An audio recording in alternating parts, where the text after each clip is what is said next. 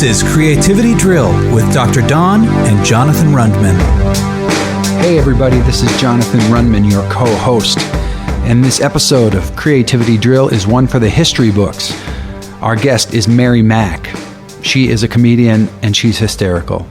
And I'm so glad she's on the show.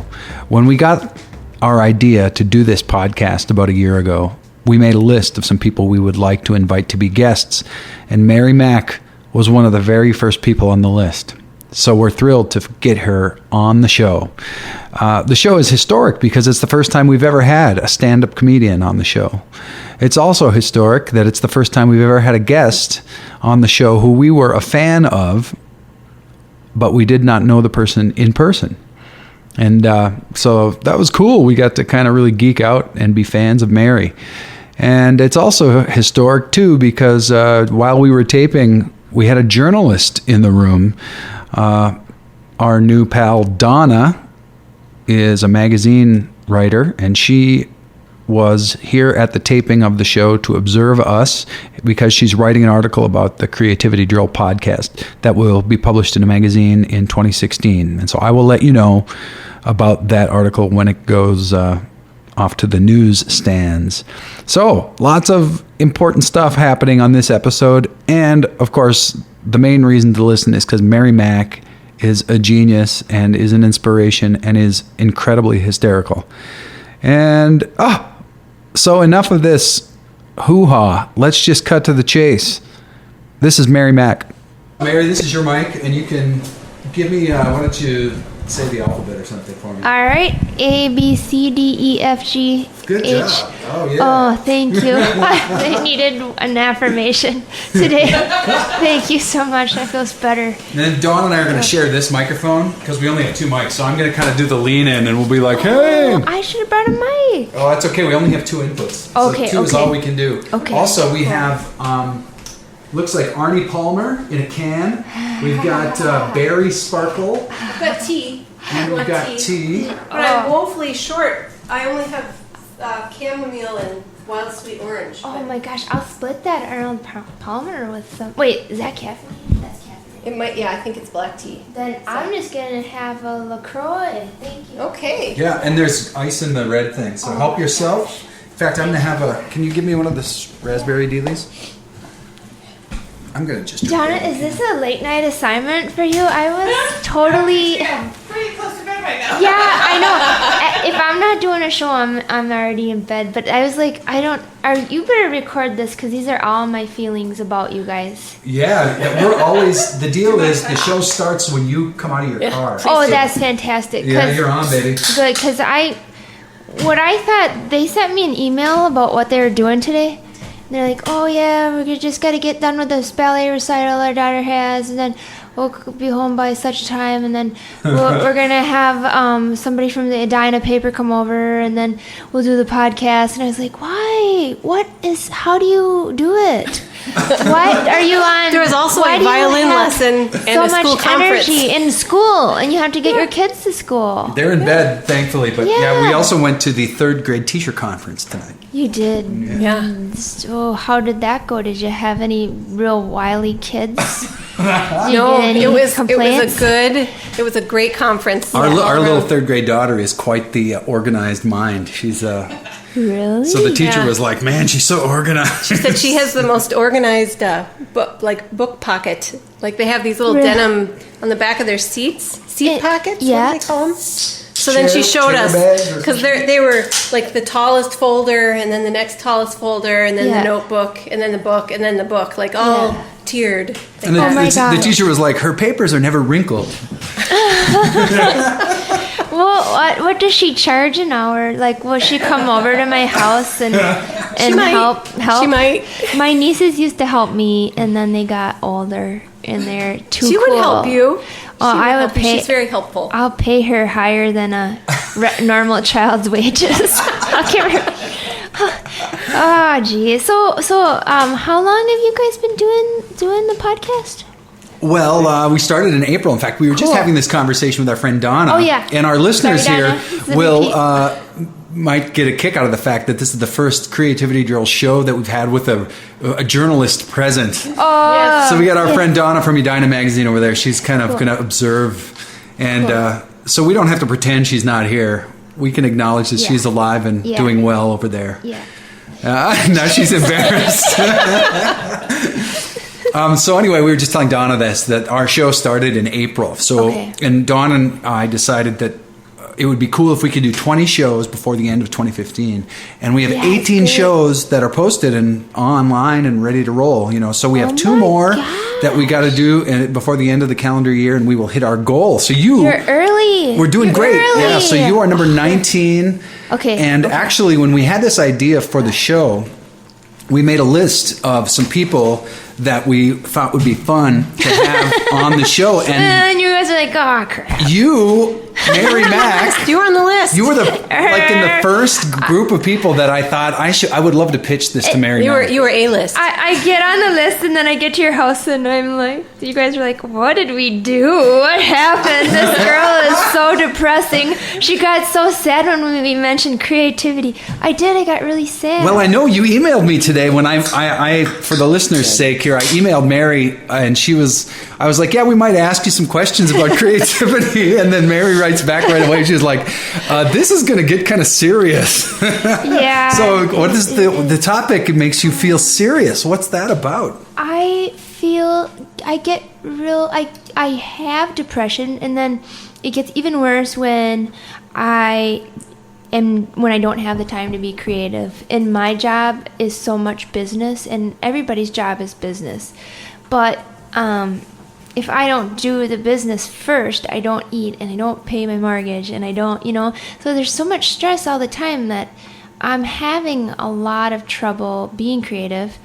And lately, the only way I have been creative is to put even more stress on myself and give myself deadlines. Yeah. To, like, I have a writing group, and so we have deadlines in it. And I always bring something. They probably wish I wouldn't, but I always show something. And it's oftentimes they just like, what happened to you? What happened to your writing?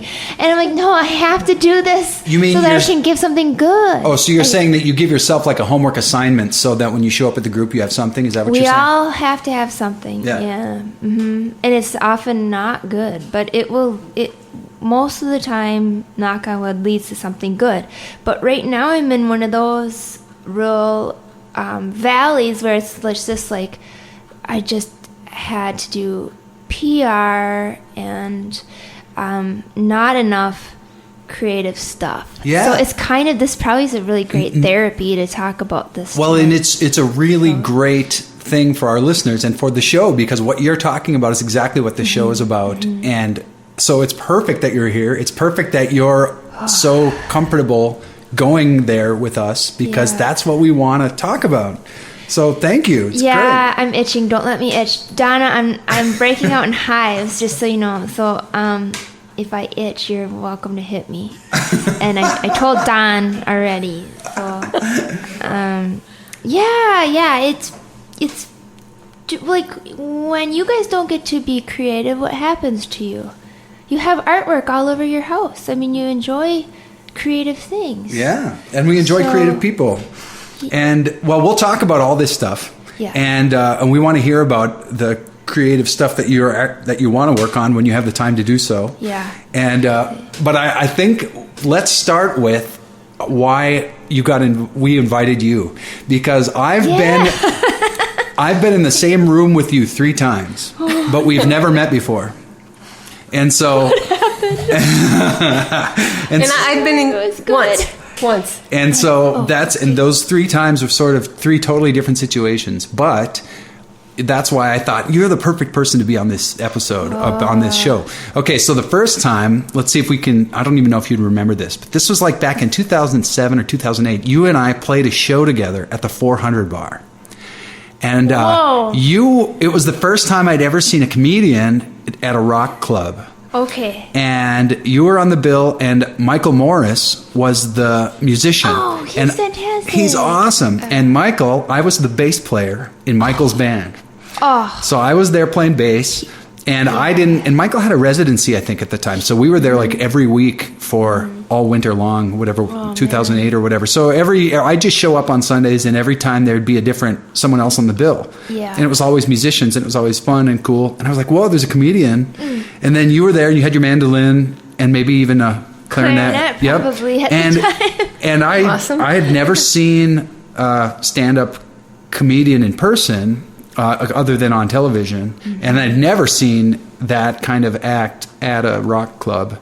And you just killed me. I loved it. I totally loved it. Thank you. And I really related to you, and I'll talk about that a little bit more, because I think you and I have a lot of stuff in common. But then, years later, I saw you on Wits. Yeah. Because I went to Wits in the audience. I was in the audience. Yeah. And you were, what was the name of your character? You were like the custodian. Yeah, I had a few characters I did on there, but my main one that the people really liked was Jan the Custodian. Yeah. And it was fun. I got to write little, they're kind of really just like intermezzos, I guess, for them for the live show, so that I think so they could get more organized for the tape. Yeah. Because they put 2 hours down to 1 hour on the radio. So they're doing a lot of editing. When they asked me, I was like, what? Are you sure? I don't think it would be good, because I don't think you have enough time for me. But it ended up that the live shows were so fun. And all the guests, I knew most of the guests as they were comics or comedic actors who I've worked with. They're just new.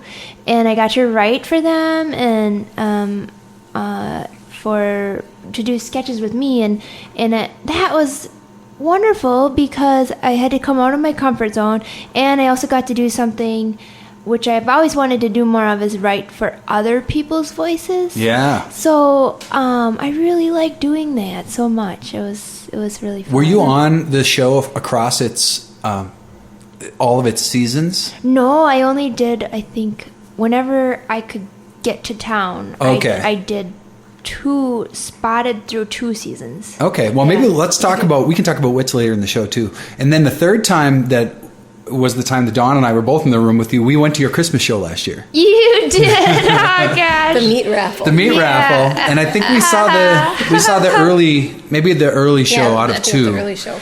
And good. Yeah, that's also known as the day every year where I drink. And I know that we want to invite people to come to your show, because it's coming up like in a month. Yeah. You're doing it again. Yes, I'm doing it December 22nd in the same place. I'm doing it at the Comedy Corner Underground. And the year before that, I had done it at the Cedar Cultural. And we did a bigger display. Set, definitely bigger. Yeah. We had a choir. I had an ugly Christmas sweater contest for dogs. So I filled up the whole place. But a reason I didn't do it at the Cedar is because they don't know how to do a profitable business where, as far as I'm concerned. Maybe other people are happy with it, but I'm not happy with them not making the money that they should make on their concessions, and not giving the artists as good of a deal as they could, because they're not forward thinking enough to be like, hey, we have a bar, it's a big party, let's open the bar in the showroom. And just things like that I didn't think I would have to go over with an established, it's an institution, the Cedar Cultural, and I'm wondering, how the hell is this possible if they're not selling beer during the show? It seems impossible to me. Well, and I think with their music acts, they're not used. That's not what their normal thing would be. Yeah. Whereas in the comedy world, maybe people are always drinking and eating and whatever during the show. Yeah, well, but maybe they don't do a lot of comedy eating. there. I hate eating. I hate the sound of eating during the popcorn, chicken wings, pizza. Yuck. So those were the 3 times that we were in the room with you. Oh, and, man, you guys, what a crazy But 3 totally different situations. Yeah. Do you remember that 400 bar show at all? Yes, and the crazy thing is, the guy who used to book the 400 bar, I just worked for him in Chicago on Sunday. Is it Tom? Jim Weber, I think. He was also helped out or something. Okay. He opened his own bar in Chicago. But Tom, he was a guy. He's a character. Man, I mean, he's from Edina. He lives here. I love getting on the phone with that guy, and then like an hour goes by, and you're like, "Oh yeah, I was gonna see about booking a show," and then you're like, "How did that happen?" So it was, and I thought the 400 Bar was always just a good place to hear bands. It's just such a legendary place. It's too bad that it's closed. Because it was like being in rock history. That and the Viking Bar there too. Like all those. They're all on that block are kind of shutting down. Legends have shut down over there. And then you have the Cedar where you're talking. That's all on that street. That's kind of. Yeah. Whoa! I hope I didn't jinx the Cedar, but somehow they seem to get around. Comes in threes. Yeah, they get around it there, and I have no idea because. I have no idea how they do it. Maybe they have grants. Well, they've got a lot of grants, I think. You know, they're connected to the state of Minnesota grants. Yeah, and I think their normal ticket is more than what I would charge at my show, just because my show used to be just a donation, pay what you want, and now I charge something because I want to give gas money to all the people and stuff. And you have a big cast of guest appearances and stuff. Even your corner bar, last year's show had a lot of people, even though it was a lot smaller stage. Yeah, but that one is so much easier and intimate, and like if a mic doesn't work, who cares? You can just yell. It's big enough to fill the room with your voice, Yeah. Less stress. It's just easier. Yeah. So now, I loved your show at your Christmas show, but I have to tell you that I can't remember very many things more disgusting than room temperature hot dogs for like just sitting out in the room. That was just profoundly gross. It was disturbing. It was totally disturbing. But did you guys? Okay, I did it. I tried the theme of the meat last year was like meat suspended in Jello. I did a lot of. There was some meat not in Jello though. Okay, it was like just some there were hot dogs wrapped in a ribbon or something. It was it was like a cordwood or like a. They were bounded together with a rope or. I had a hot dog candle every year. Every year it's something different, and it's usually sacrilegious. But we had at the Cedar we had to make the stuff bigger. So Cedar we had those jumbo summer sausage. Oh yeah. And then we hollowed them out with a drill and stuck candles in there, so we made a really nice menorah out of summer sausage. Of course, no real Jewish person could ever eat that, and then I had a giant bacon American flag, and so I kind of make them as big as they need to be for the. They fit the venue. Yeah, the meat fits the venue. Really, that's a good rule for anyone in showbiz. I think is to make the meat fit the venue. Yeah, this year. I wanted to get. I've been reading a lot of sad articles about big agriculture, and then like you can't even swim in Southwest Minnesota. And like, okay, sorry Donna, you might get real down here, but like, it's the number of pigs and the number of cows that they're squishing into these farms is ruining the water and the lakes and the drinking water. In fact, Des Moines is suing the hog. Farms around there, and it's not the poor little farms. Like those good small farms are great to support because they're keeping up the water buffer. They're having 50 yards of grass or whatever, 50 feet, whatever it is. I don't know, but Des Moines City Works is suing because they cannot keep up with cleaning the water because there's so much E. coli in that water, and Iowa's had dogs die from going in the lakes, and toddlers have died. And I'm so sorry I'm bringing it down, but this year I have to be more conscious because I'm the one, like, I get that bad Hormel meat. Hey, is there anybody else you want me to badmouth on this broadcast? Because we might as well get them all out of the way. But there's a lot of demand from those giant meat producers, you know, and just it's money, and the giant farms have written their own bills and gotten them passed in the Minnesota legislature.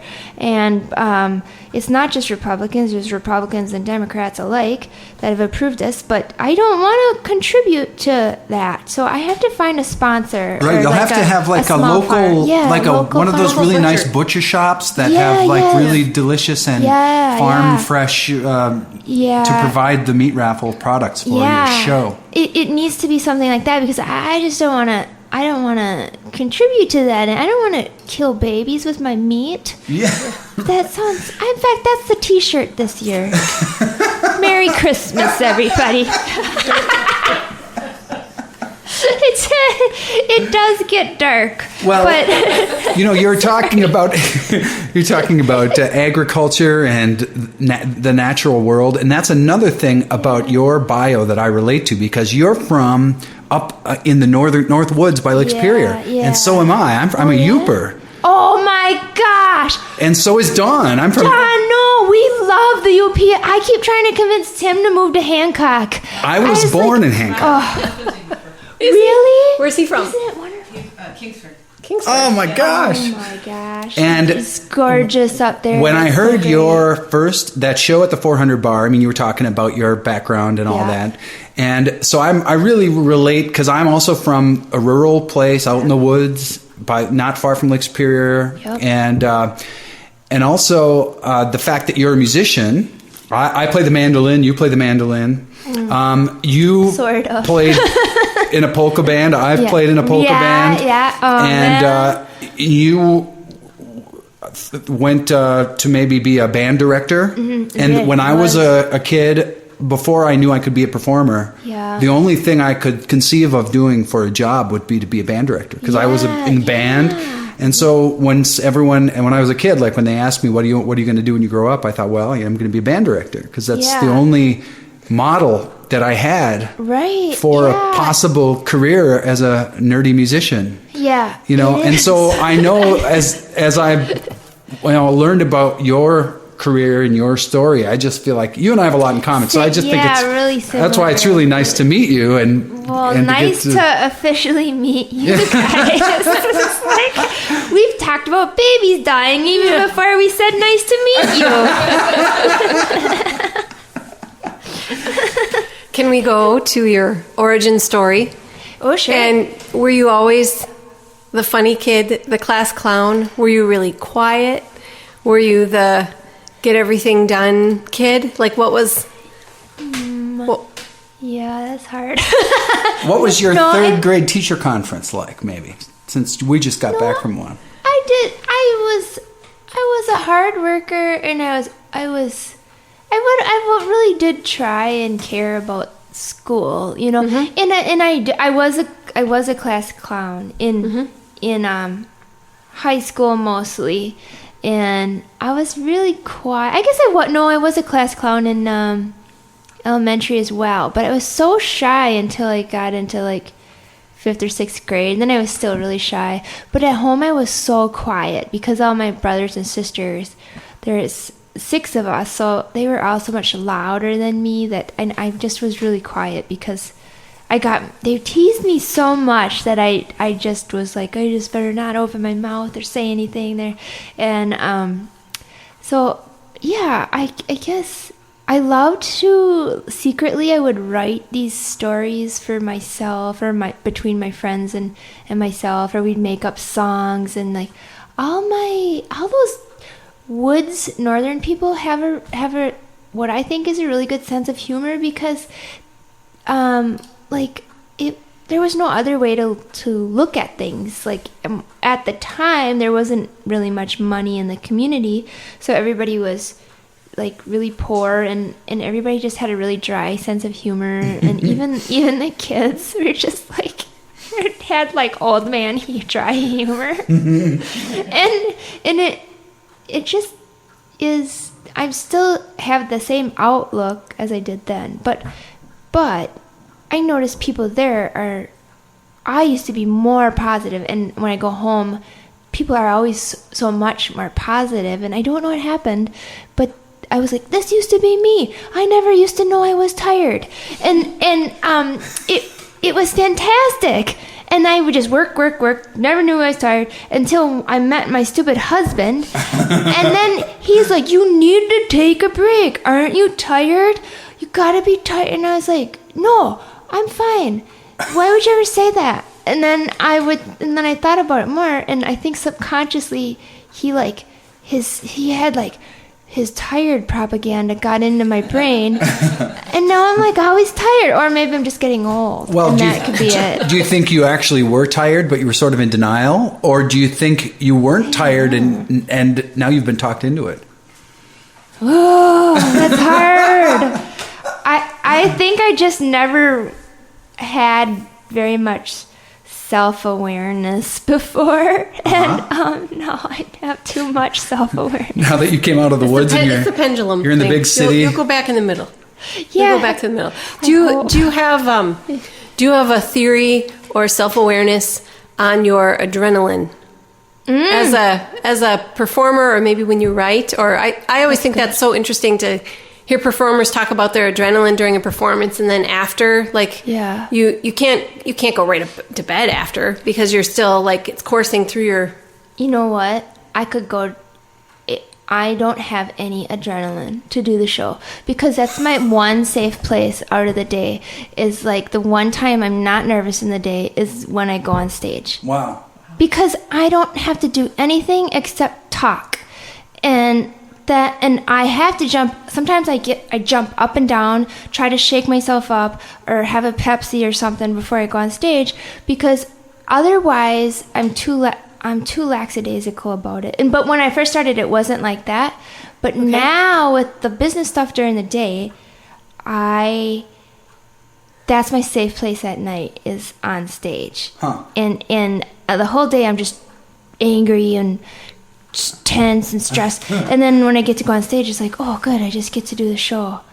So it's crazy, and I have to get myself going so I can have more energy, because I'm too mellow and not upbeat if I don't do something. So is that weird? How much time can go by in your daily life? Well, let's say if you're not on tour or you don't have any shows, where you start to feel like, oh, it's been too long, I need to do a show. Oh gosh. Are you going to say 3 days? Yeah. Really? It's like a week is where I'm like, I got to get on stage I'll take time off, and then I'll get busier than when I don't have, because I get too nervous to not go on stage, and I'll be rusty, or I'm like, I got to get on stage and work these things out, and I just find open mics. And I was going to ask, do you just try to get up anywhere if you're at home just hanging? Yeah, I'll even just write a song so I can go to a folk night, just to be on stage, and do something. But most of the nights now there's a comedy open mic. But it seems like Minneapolis is kind of cooking right now for comedy and just opportunities for. It is. It's there's less industry showcases happening now, because they just go on YouTube if they want to look at somebody from Minnesota who's not traveling out there. Right. But there's so many fun shows, and there's so many clubs now. It's crazy. I only really work at Acme, and I do once in a while, and I love the open mic at the Joke Joint.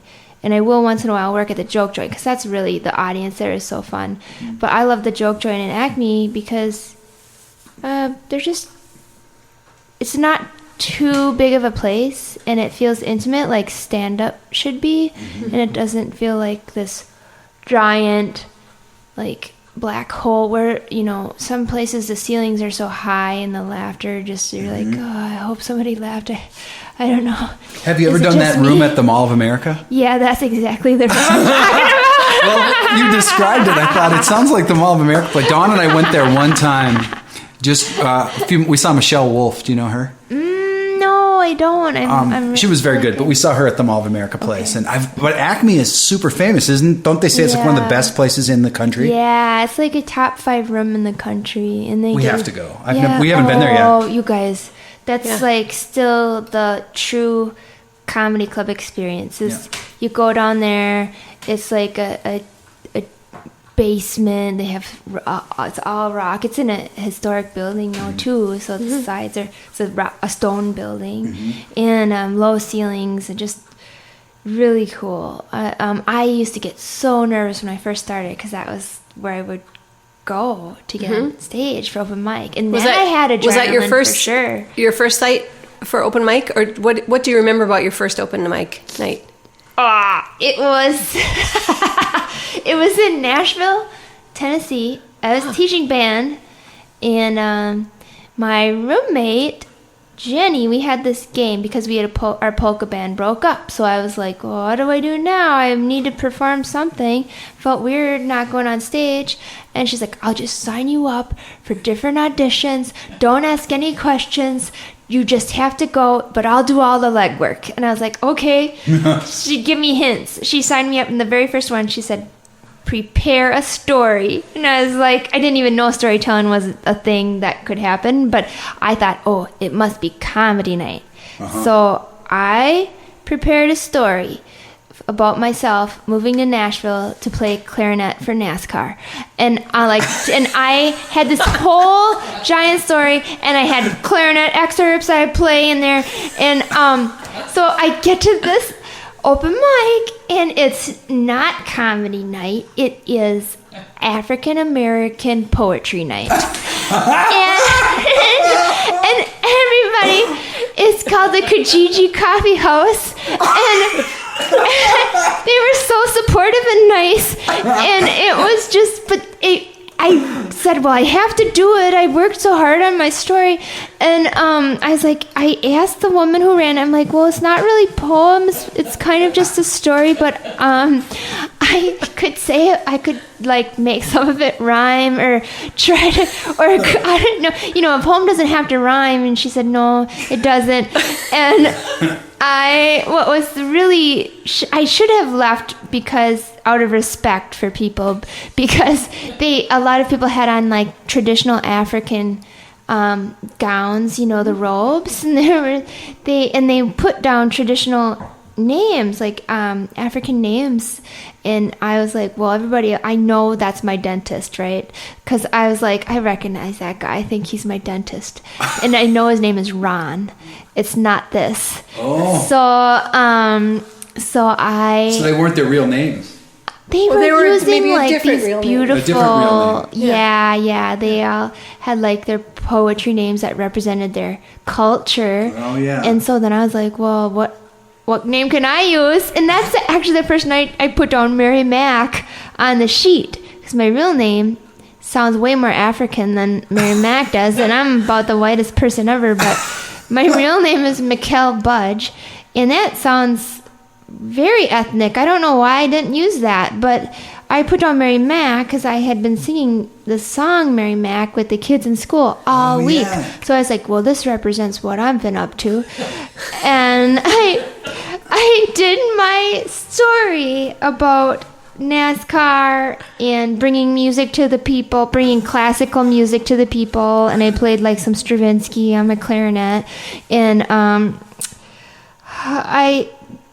I had to keep a straight face because the nice supportive ladies in the back were like, doing like, like woman empowerment sounds. And I was like, well, these women are supporting me all the way, no matter how ridiculous this is. So I just have to keep a straight face. Like, I'm dead serious about this. I know in their heads they think I'm crazy, but I can't. They must think I have a mental disorder where I really am going into NASCAR and playing my clarinet, and I'm going to the races. But they were there to love you. They were there to love everybody, and it was so great. And probably because of these people that were so supportive and such a weird, to such a weird person. Because I'm sure that nobody else there was doing, and they were all doing really wonderful poems about oppression. I'm not them wonderful poems, but very eloquent. That's what I should say, eloquent poems. But they were just so supportive, and that's amazing. Wow. Yeah, and so I just liked it, and people weren't laughing. They were just supporting me with guttural noises. But they were engaged. I mean, you had them. They listened. Right? Yes, they were so kind, and I was hooked. Right when the silence hooked me, because when you're teaching band, it's so loud. There's no silence. And nobody listens. There's no silence. Yes, no silence. No rests. There's no rests. Yeah, yes, yes. So I was like, oh gosh, this is fantastic. Everybody listened to me, and it was different than my family, and it was different than teaching. And then she eventually signed me up for a couple actual comedy open mics. And then you read poetry by African American authors. Yeah, I did. No, but then I was like, oh, okay, I get it. This is got to really work at this. So was that the one and only time you did the NASCAR and clarinet bit? Yes. Or that was the only. Yes. Wow.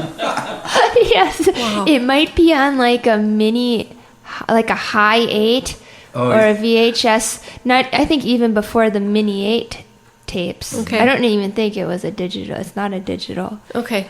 It's somewhere. Okay. Well, it's just out there, right? But you performed and it's floating around in the it's in the creative clouds. universe. Yeah. It's not on the internet, because I had no YouTube when that happened. Thank God.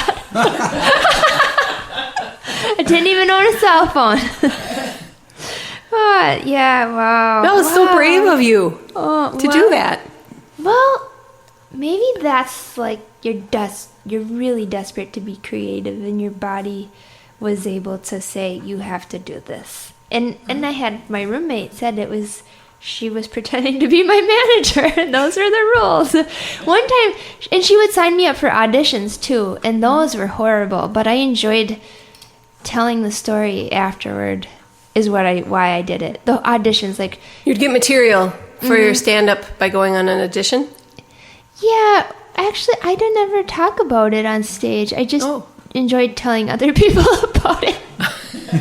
But one time she had me watch on tape the Dolly Parton version of The Best Little Whorehouse in Texas as prep for my audition. Wow. Yeah, at an audition in a church in Tennessee. And in the basement of this church. And I thought, I know I'm going to have to play in the pit orchestra.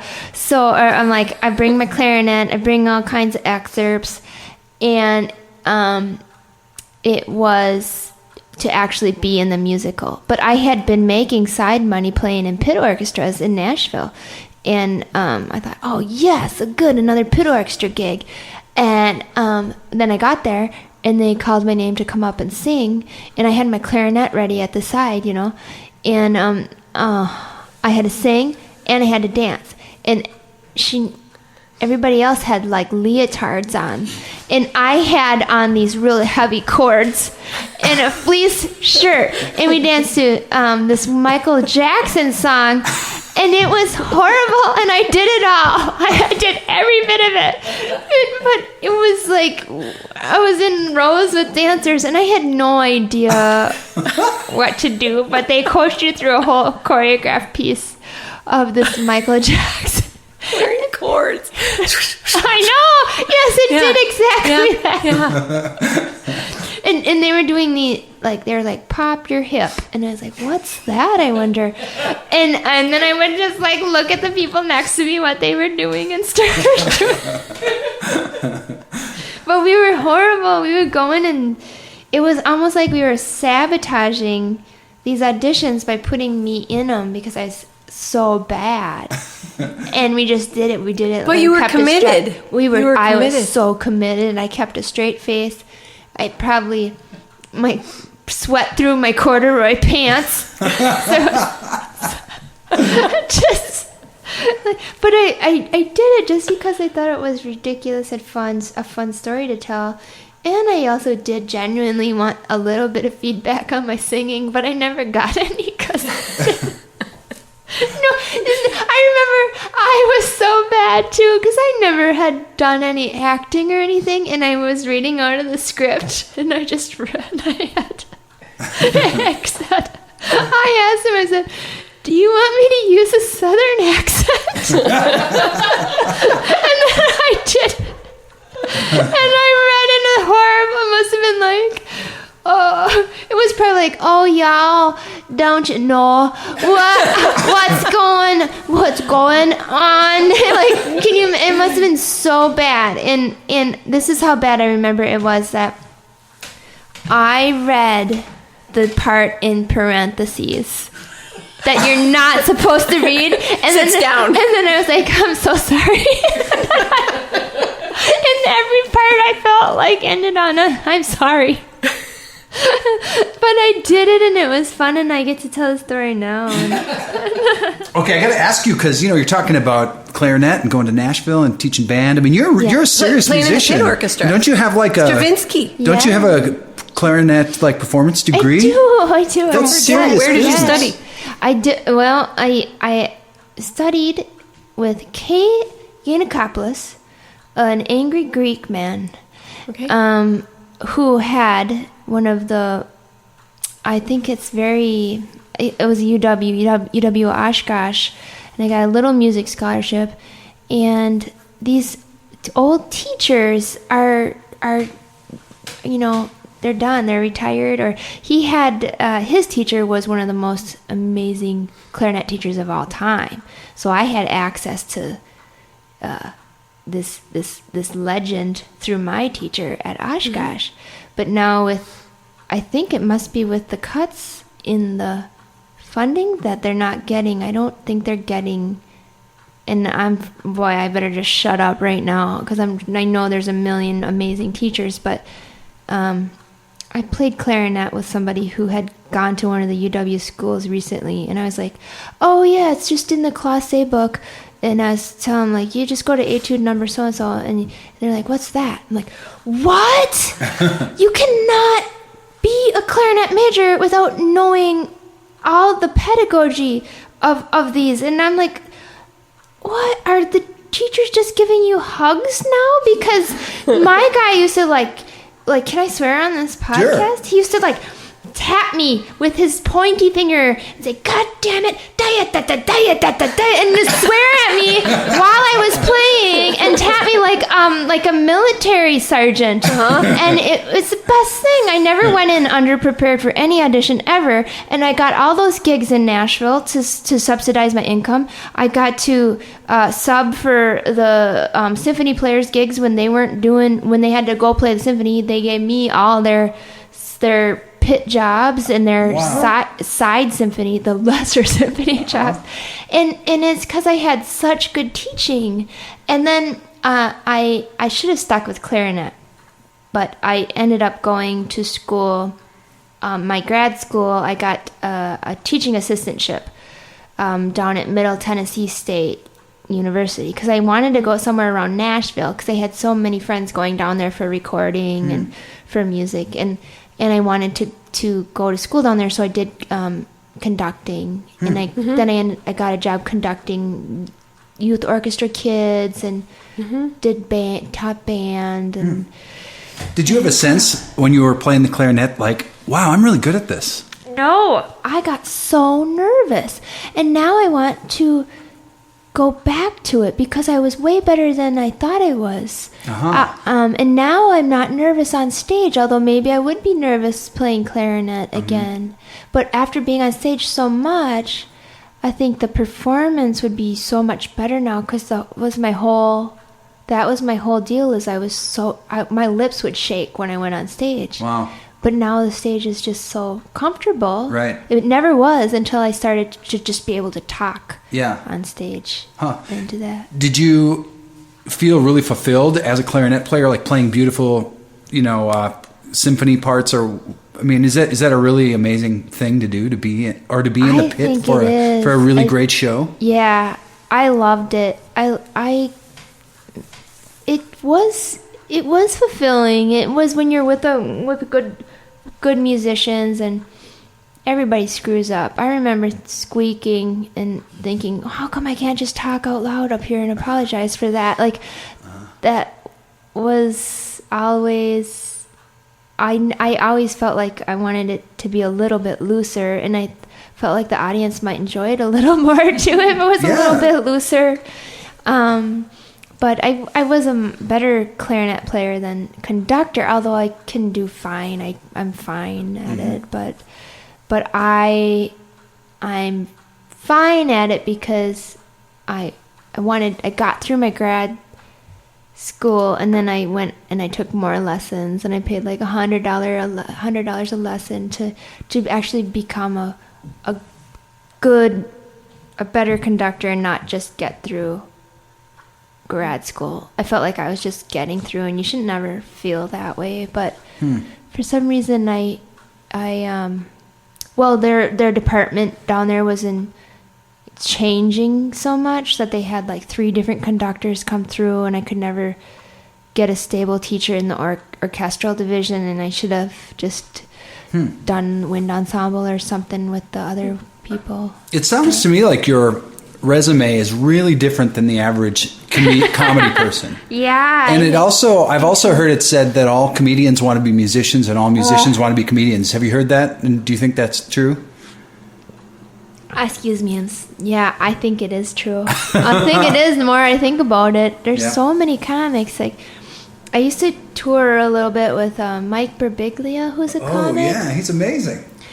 Yeah, and he would always want to play songs at the end of his set. And I was like, why are you ruining your set by doing music?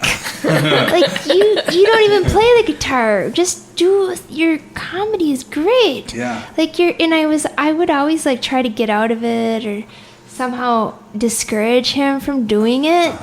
And I was like, why don't you just do what you're good at? And I guess now I'm not doing very many songs in my set, I guess, because I feel like now the comedy is better than the music. So I read that even your new record doesn't have any songs on it. Oh, good segue. yeah, I know. And what's funny is I'm like holding the mandolin on the cover, but it's kind of supposed to look like a rural picture, and it's actually, the cover art is all made in seeds, and it was on display in crop art in the horticulture building at the state fair. Nice. Yeah, so I was like, oh my gosh, I don't even have any more goals after that. Do you have the original seed art in your house of the album cover? No. Where is it? The artist, she's like, no, she has it, and she's like, who do I give this to? And I was like, well, I think that the record label gets it, Stand Up Records. Oh, yeah. So I think that he paid him, so I guess he'd get it. So I wish I had it. It's giant, and that's so cool. Yeah, and I brought you guys a copy of it too. So I forgot. I'm so excited to have your album. That's gonna be. It's so great. It's on iTunes and it's on all those things. I'm dying to see it. It's called Pig Woman. It's just beautiful too. It looks. It's amazing, the artwork. Donna, would you listen to it if I gave you one? Sure, I don't want to take all your... Oh, look, isn't that just great artwork? We listen to CDs all the time. That's all we listen to. You do? Okay, then please have it. Please have it. City of 97%. Okay, it's not music though, it's comedy. Right. So if you drive somewhere... My son would love it.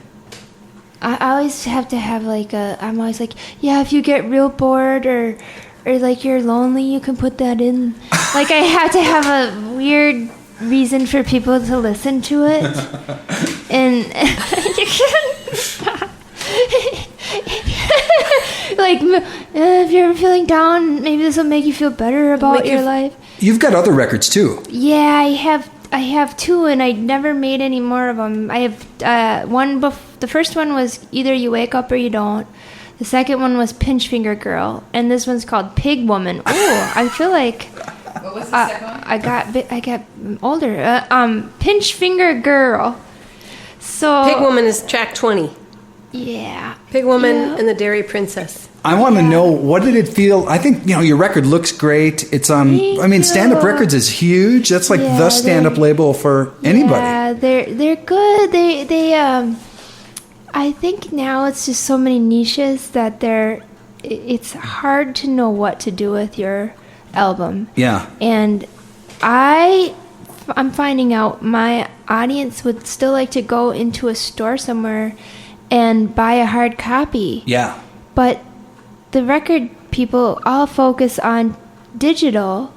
But some people just, like me, I still like to go into a record store and, like, just look through. Yeah, me too. I love physical products. Yeah. So now my, actually the label person had a back surgery, so he's laid up. So I've actually just gone into a few stores, like one Milwaukee, one here, like Electric Fetus, just be like, can you just do these on consignment till they can get a deal going with you or something? And I know maybe only a couple people will go if I'm lucky, but at least it's there for them, you know. Otherwise, who are your people? Who are your fans that like to buy physical CDs? It's the people who go to the thrift stores that like cool old 70s and 60s furniture like I do. And I don't even have an age on these people. It's just... You just know what they like. What? Yeah. Is it 50-50 men and women? Or are your fans I think more it is. one... It's okay, that's interesting. Is that rare think it is. for any comedian to have an equal distribution? Yeah, I think it is. But do men most have more people- men There's fans? a lot of dude And comics with women, dude fans, probably. Do women stand-ups have more female fans? You know what? I think all in all, and maybe I'm wrong, but I think all in all, there seems to be like a lot. The market seems to be a lot of men listening to comedy, but you're probably right. It's probably more ladies listening. I don't know. That's a really good question. I should have learned about that. I don't know. Who comes to your shows? Is it Well, often see, 50-50? That's different because usually it's the ladies who plan a date night. So, so they're the ones planning the date night. And, but I don't feel like I don't know. I don't know who's on the iTunes getting the records. You need an intern. Because they would find out. I need your daughter to find this out for me. She needs to get on this. Yeah, I don't know anymore. I think I'm half and half, but I think most of the time it's more men who are fans. Or people. I don't know. I think some people it is, and some people it isn't. I think some people try to get a market. Like there's a lot of female comics who seem like they're trying to push the sex appeal quite a bit, and maybe they're trying for men or gay ladies, so or lesbian gals. I don't know, and it seems like people who have a plan probably know that. They probably dress and write their material. I mean, like when you go in to pitch something, like if you go into, oh my God, if you go into MTV, they'll be like, oh, our target market is like 18 to 25. Yeah. And that's it. And there are probably some comics that are very men. calculating about their demographic and about they're sort of shaping their set on purpose for certain demographics. Yeah, there are. I don't like that at all. I hate it. I think you should just do what's important to you, or what makes you laugh, and not worry about the rest of it. And unfortunately, that doesn't make you rich, but it makes you. I think it makes you live a little bit, and live a little longer too. I think That's happier. right. Your career has more longevity, probably. Yeah, because you're less burnout if you're doing what you like. Absolutely. So you've been on the road for a long time. Yeah. Like what? 15 years or something? Full-time 12 years, 13 years. Let me think. Full-time, I think, almost 12 years. Because, not counting, the first. But I was full-time so fast. Because I didn't have any money. And I didn't have a job. And I got my brother to let me sleep in his basement and do work for him for a year so I could go out and do these shows. And it was possible that long ago because gas was cheaper. Everything was cheaper. And all the clubs fed you, put you up. And I just had to do it, and I wrote, and like I could be one week I would do a half-hour set, and the next week my brain was still functioning at a nice pace. So then the next week I'd do a different half-hour set, and I mean like all new material, and I would memorize it and say it out loud in the car and practice it like an actress. And but now my brain would never do that. But I could write, I had so much because I'd never explored all the options. So, of course, you can produce more material because you hadn't tried it yet. And did the trial and error to see what would work and what wouldn't. And I wasn't ever afraid to try anything. I didn't know I was so bad. So that really was helpful. I think it's inspiring to meet any performing artist who can keep on trucking for a decade or more. That's incredible. But you don't even start getting good at it until after 10 years. Wow. That's what I think, because I've seen in fact, I had to send out some videos, and there's all kinds of junk on YouTube. I got to get it off of there, but it's often people put it on there. They just put it on there as other people or these companies are like, how did this get up there? I must have signed something. And from when you were so bad, but I look back at it, and even just a few years ago, I was like, oh, that was pretty bad.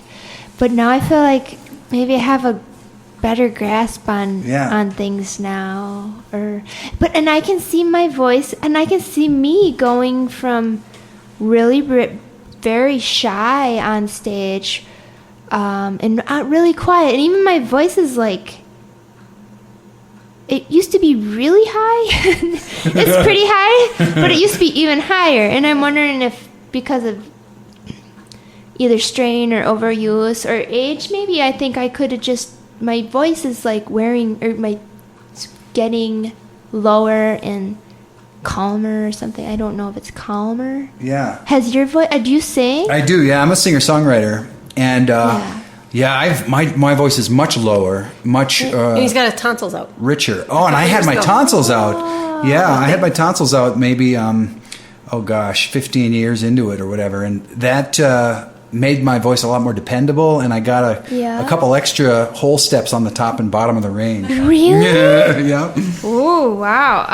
A doctor had looked down my throat and asked me when I had my tonsils out. And I had never had them out, but I've had so much stomach acid and acid problems that I scar tissue all over my throat. So I'm thinking that also might have something to do with it. Mm-hmm. But I know I was very quiet and timid on stage previously, and now I'm... Oh, improv classes too, because they teach you just come out at 65 miles an hour. That seems respectable. So are you saying you took improv classes or you taught them? Yeah, took. And like how far into your career did you take the classes? I only started about 5 years ago. Oh, so this is sort of a newer development for you. 4 or 5 years ago, yeah. Do you know Taj Ruler? No, I don't. Oh, she's a Brave New Workshop person here in Minneapolis, but she's been on this show. She has. She's awesome. Gosh. No, I never performed in the troupe, but I did take the first few levels in Brave New Workshop, and then I switched and I started at the beginning, and I took Groundlings, and I took all the levels of Groundlings in Los Angeles. Oh my gosh. And boy, that's crazy. That is just nuts out there. Did you love it's it? So competitive. No, because the people, I did love it. I love it because I love doing characters. And some of my Wits characters I came up with in improv class. But what I didn't love is the people in there are so young, and the far better teaching was Brave New Workshop, teaching you patience and listening and space work. And I felt like, yeah, they churn out all these Saturday Night Live people, like Will Ferrell, Kristen Wiig, Phil Hartman, all these people. But it was frustrating because the age of the people in there and how nervous they are to be in there, because it's like if you don't pass a class, you're out. So they're so nervous that it's not very conducive to learning, and they don't make good scene partners because they're not really listening. They're trying to make themselves look great. Yeah.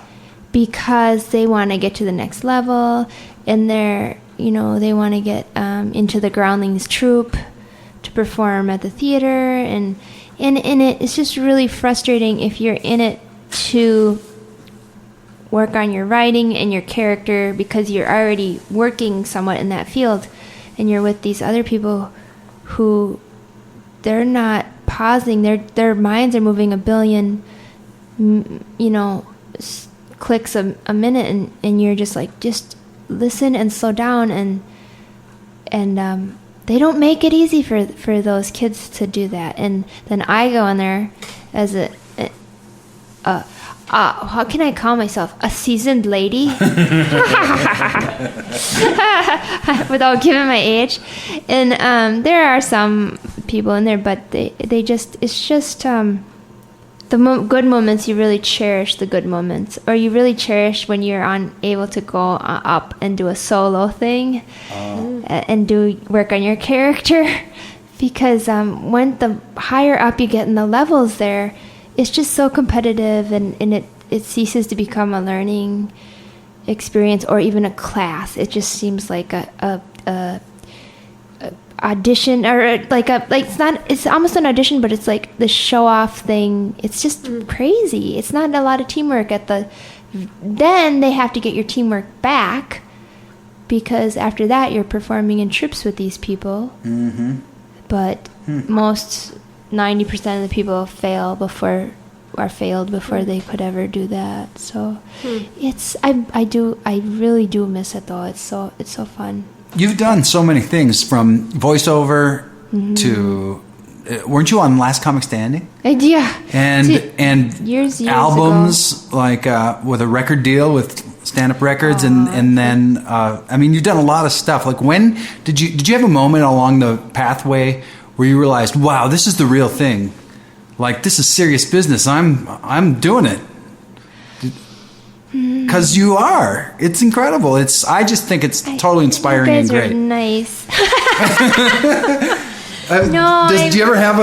Would you ever step back and get perspective and think to yourself, holy cow, look at how this is unfolding? Only when I think about my situation, like when I buy a hotel, I think often I'm so grateful that I was able to buy a hotel. And I think when I first started, I just slept in my car.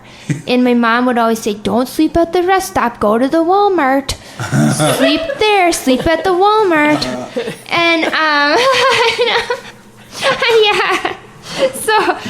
So when I can get a hotel or buy somebody food, and I have I look and I have a house, and I'm just like, this is amazing that I'm able to do this, and really it's because I have clean comedy, so I can do. There's more options when you have enough clean comedy to perform an hour without swearing or saying something dirty, because you can work, like I'm doing the Genio holiday party, which probably I shouldn't support them either, maybe. I don't know. I haven't read about Genio. I'll take their money and donate it. Maybe it's female-centric, at least. I'll donate it to a small farm. I'll get a CSA or something. Yeah, there you go. But, I can do these corporate parties that pay really well because they're just really grateful to have somebody come and get their crew laughing and not offend anybody. So they'll pay a price for it, because it's just, rather than take the whole office or the whole plant into Minneapolis at a theater, it's easier to have you come there and pay you a good wage or good fee to do these things. And that's how I've been able to afford and to also to do silly shows like the meat raffle, where like at the Cedar, I think we spent like $1,000 in props, and I don't know, we definitely didn't make money on that. It's bad. So that's how you get. Maybe to you do need a these. raffle where people actually buy tickets in addition to the ticket they bought to get into the show. Do you have a marketing degree? That is really I work good. with marketers, but then when you buy that circle of tickets, like old school. Real meat raffle, or And you then- get a paddle. Up north, you have just like these paddles. I don't know why they call them paddle. Well, they look like paddles. Yeah. And they have numbers, and then they roll a thing, click, click, click, click, click, click, Okay. click. Yeah, And if yeah. you have that number on your paddle, you hold up your paddle. There you then, go. Then you get like these rack of ribs, and people put them on the table, and then they start turning brown, and you're like, why don't you run? You want to run that home and come back? No, I'm gonna have just a couple more beers, and I know they have to. Don't they have them in the UP, the meat raffles too? Not the paddles. I never heard of meat raffle until I came to Minnesota. Yeah. But You have heard. Well, I guess it is. I'm from the East Coast, but I think you're right. I never heard of them. I think it's a not Minnesota till here, thing. not till here. That's why in California, when I started doing them in California, I was like, these people don't know anything about a meat raffle. I'll just give them the worst. I just like started making stuff out of the meat. Like we'd have like wearable meatball necklaces and matching bracelets and stuff. And we made it the worst meat ever. And they didn't know anything different. It was really fun to do that. So it was. Do you have a story about like any of your kind of big exposure moments that just kind of connected back to your normal life? Like what happens after you're on NBC on national television? Is it measurable? Do people start to? Do more people come to the shows? Yes, like what happens? Yes, at that time, it really was, because Hulu wasn't around. Well, maybe it was just starting actually. YouTube there wasn't like Netflix shows yet. Like Amazon has its own shows now. Yeah. There wasn't all these separate things, and that was a show that was on prime time, and there was no other way for a comedian to get on prime time except for Last Comic Standing. Yeah. And they even before that, before cable, like if you ever went on Johnny Carson, it was like you made your whole career. Like you could survive the rest of your life doing comedy because everybody watched Carson. Yeah. And nobody didn't see your set. Right. So now, like my husband did a Letterman set. I think he got one gig off that Letterman set. Wow. And he had one of the best Letterman sets I've ever seen. And I love Letterman, and I loved him, so I feel like it doesn't matter as much anymore. People just go on YouTube, record themselves talking, and all of a sudden they got a bus with their face on it, and they're doing tours, and you're like, what the heck? Wow. They didn't have to go through all the groundlings. They didn't have to experience all the rejection. They just went on YouTube in their car and in the became Walmart They never parking had. lot? Oh man, I was in one Walmart in New Mexico.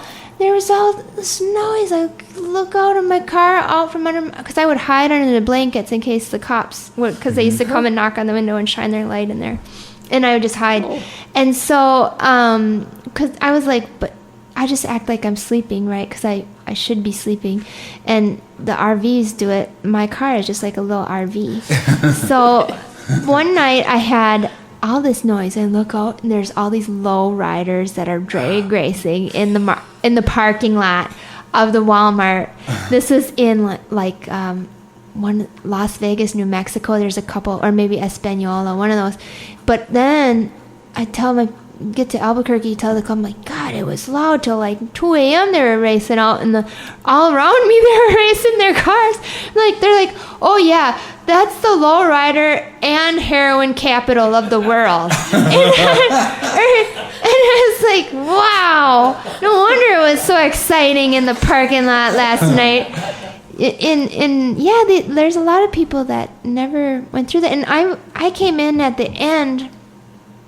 And it still happens, and women aren't paid the same. Unfortunately, we've had so many male comics who we've kept up neck and neck enough times with the same credits that we would call each other and be like, what'd you get offered for this club? Well, I'm getting this much. And I'd be like, really? You offered me half of that.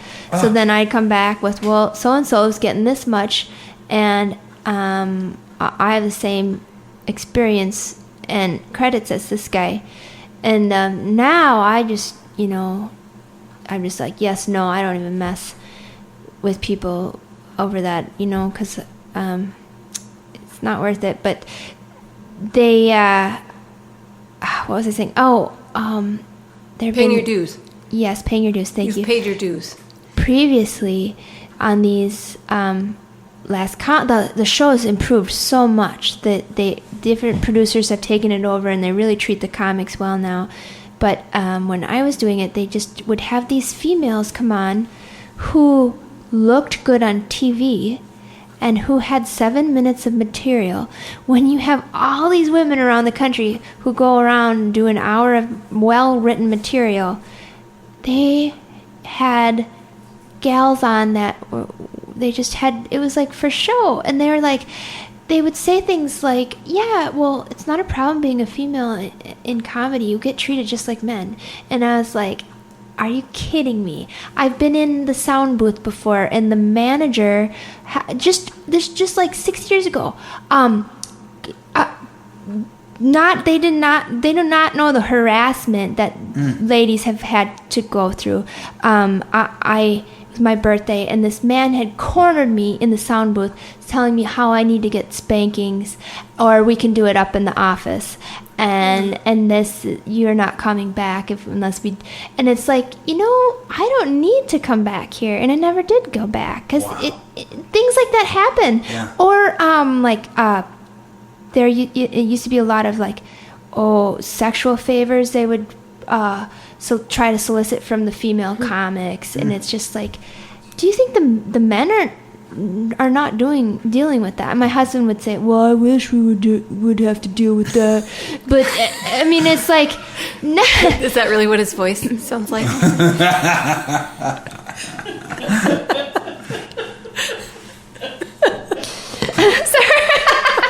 Oh God, a frog came out of my throat. I'm sorry about that. But I mean, it's different. They're better now because there's 2 females that are producing the show. Oh yeah. So they know, and they do comedy. Wanda Sykes, she's one of them. Oh yeah. Mm-hmm. But you do think that when you appeared on that particular show, it was better to appear then than it would be to appear now. Yeah, because there wasn't as much competing with it, like the YouTube and the Netflix and the Amazon and it was. You emerged at an interesting time in terms of technology and media. I feel like I just got in. You had the sweet spot there. Mm-hmm. That's so cool. And gas prices. Gas and beer prices. Wow. Were doable, yeah. Well, let's talk a little bit more about what we started with, which was this sort of challenge of creativity in the midst of a business, because a lot of our listeners are freelancers. They're painters, they're musicians, they're writers, you're living the real gig where you're performing nationally. You've got a lot of dates. You're out there. It's your full-time thing. But you also, do you have a manager? fired all the managers I've ever had because the first one I had was with a big company, and he also repped like Andy Dick and Eddie Izzard and these guys, and he would always have to go pick Andy Dick up drunk at the airport, or like it was always just like, well, you're not babysitting me like that, and it's taking time away from my, I'm not famous like these guys are, but it's also really hard to be in business with somebody who's babysitting these other people who a lot of people didn't like Andy Dick anyway. So it was just like, I got rid of him, and then in a nice way, I called him and asked him if he could recommend a better manager. Because I figured we'd still stay friends afterwards. And so that was Minnesota nice right there. Yeah. Right? And then I actually loved his assistant, and I said, if you ever get to be a manager, we should work together. And so I was his first person. Oh, yeah. And it was okay, but then I realized that we didn't have the same market in mind. Like my ultimate goal would have been to be on Prairie Home Companion, while Garrison Keillor was on. He didn't know he was a LA, New York person, so he didn't know who Garrison Keillor was. Right. And I was like, well, what about this Winnipeg Folk Festival? That would be a dream to perform there sometime. It's like, well, what's that? And I was like, oh man, I don't know if this is a good match. Yeah. And then Fox called for me to do some voices, and Wits called him to do some stuff, and he didn't return either of those phone calls. So Wits came looking for you because they knew you. And I said, no, this is a bad idea. Does John Moe himself, I mean, it's his plan and he seeks you out for... I guess so, yeah. We met up in some sort of, like, caribou coffee in a weird walkway in St. Paul. And I was like, I don't know if that's a good idea. And then he's like, no, it'll be fine. And I was like, okay. I think, you were perfect for that show. Did you ever do Prairie Home Companion? Never did it. And Garrison's on for like 2 more months or something, right? Oh, gosh, that's my whole dream. Come on. And Minnesota Public Radio, this is your chance. You got to get Mary Mack on. But, I sent them a tape from when I was really bad, because I loved the show so much. So, like, as soon as I had a tape, I sent it to Prairie Home Companion, Because I was just like, I gotta hurry. Well, maybe... And then people think you're that bad the rest of your life, so I did it to myself. You only remember that tape. Well, maybe with the new crew in there, they'll have you on. Although the thing is, to be on with Garrison would have been great, but... It's not too late. What's happening to the show now? Well, they got that new host, Chris Thiele's the host. Oh, the bluegrass. The mandolin. Bluegrass. You could go and play mandolin songs with the world's greatest mandolin player. He'd hate me. That would hurt him so much. I could say, yeah. Well, I do think you'd be... Yeah, you should have been on Prairie Home Companion the whole time. I mean, you're a textbook. I wish. Well, maybe it's not too late. Bad at... I don't know actually when Garrison's done. I think he's still on right now, but maybe it's a few more months. I don't know. Well, maybe he listens to Creativity Drill. We'll see. I wish he would. If he's listening. He probably I have all these friends with stories. I have friends who perform on the show. I think yearly. They have a bluegrass band out of Nashville, and they go on the show. So I have stories from them. And then I have a friend who is a massage therapist, and he just came in for a massage, and like he does these things to get stories. And my friend, who is a writer who had met up with him once, she ended up being in one of his stories later, like a character based on her. And then he did a masseuse on the show in one of the sketches, so they all end up in these, and I'm like, hey, that's what I do. And I was like, yeah, great. I feel like, and I've had to throw away stories too, because I would listen to his show and I'd be like, doggone it, he's got the same bit, or it's the same bit, so I have to throw this away now, because everybody listens to Prairie Home Companion, they'll think I stole it from there. Really just have similar thinking. It's just you're from the same region and the same culture. Yeah. That's why your act and you as a person is so cool, though, because there's so few people who are representing those of us in the North Woods, and being sort of just straight up about it, and that's why you're hysterical and awesome. So, thanks. I'm writing a collection of essays about it. Yeah, about being from there, because there's a lot of people from there who will write about like fly fishing, right, or deer hunting, appropriate deer musk scents for the right deer musk for the right season, but salt licks. Yeah. Blinds. Oh, I loved the salt lick. We would go lick it every day, my brother and I. We're like, don't lick there. I know the deer lick there. But I'm writing about it, and it's not always funny. Sometimes it's kind of sad, actually, you know. Well, they're difficult communities off. You know, the economic situation's a little challenging. The social life is a little challenging. But then also, boy, it's a great place to be a kid. It's a great place to grow up. Yeah. It's really incredibly beautiful, and it's awesome. Yeah. So if these essays come out, it'll be a book. Yeah. Eventually. No, I probably jinxed it. I usually don't tell anybody about it. Man, though, unless it happens. Well, you can always do a book. And the thing is, with that kind of merch at your shows, oh my gosh, if you had a book, you'd sell twice as many books as CDs. Even though people love your records, it's just because of recording. People are listening online, or they'll put it on Spotify. But books are books. Yeah, books are real. People read books. Yeah. I mean, even way more than ebooks. So for your merch table in the future, man, that would be the thing. Yeah. And people would love, and you communicate in writing as well as on the mic. So that would be. I'll buy your book, Mary. Sign me up. Thank you. Thanks, guys. Well, tell us. It's called Not That Funny. Really? Do you have the title already? It's not, but I love how I sold my humorous essays. I believed you. My humorous essays were, I don't know, it's kind of sad, actually. Yeah, really? Well, we're going to ask you one more question, but before we do, we want to know how do you want people to find you? Thank you. I have the social media, there's so much of it, the thing that is most important to me is my mailing list I have on Mary Mack Comedy. Oh yeah. For when Facebook goes bust, you know what I mean?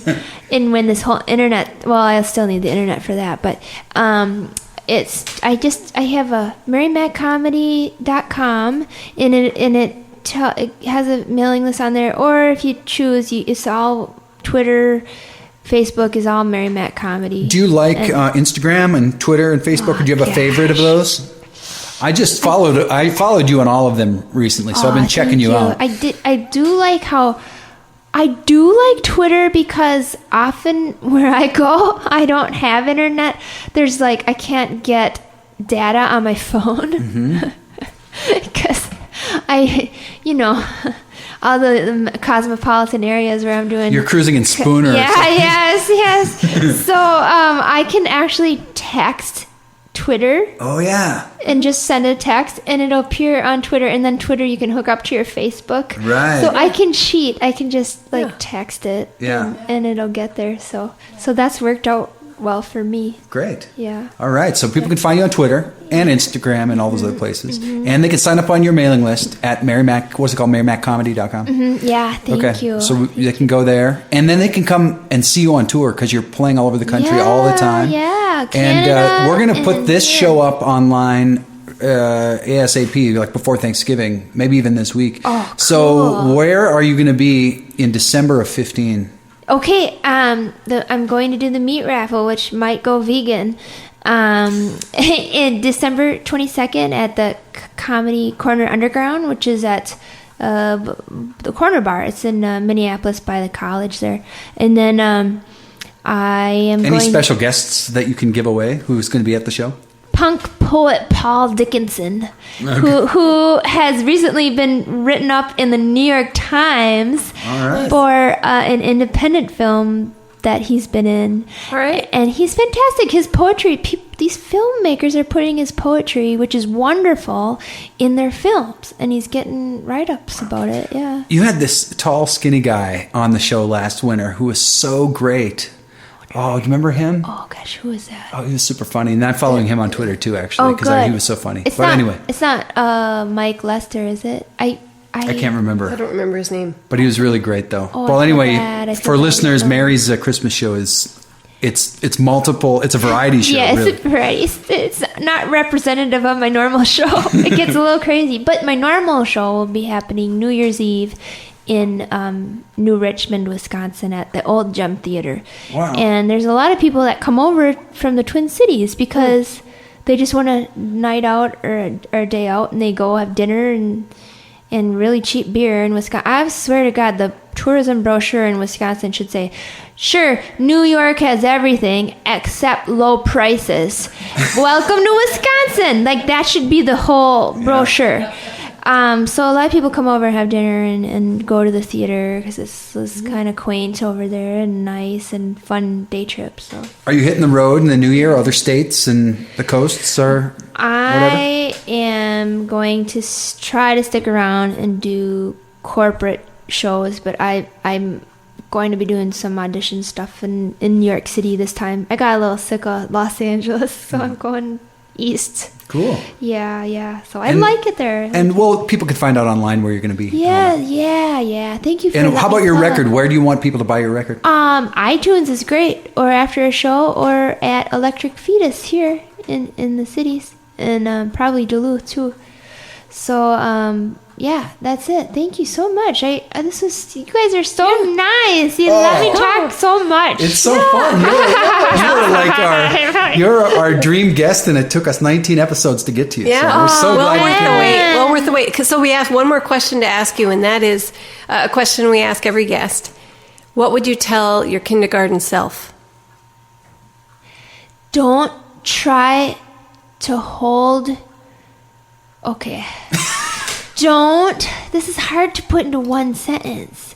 You can have I would tell my kindergarten self, you have to go to the bathroom at least every few hours.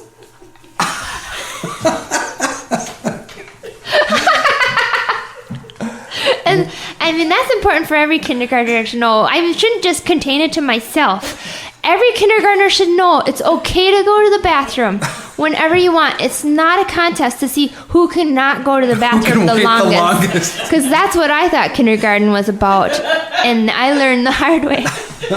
Words of wisdom. Hey, that's Mary Mack. Thanks, everybody, for listening. See you later. Bye. Bye. Creativity.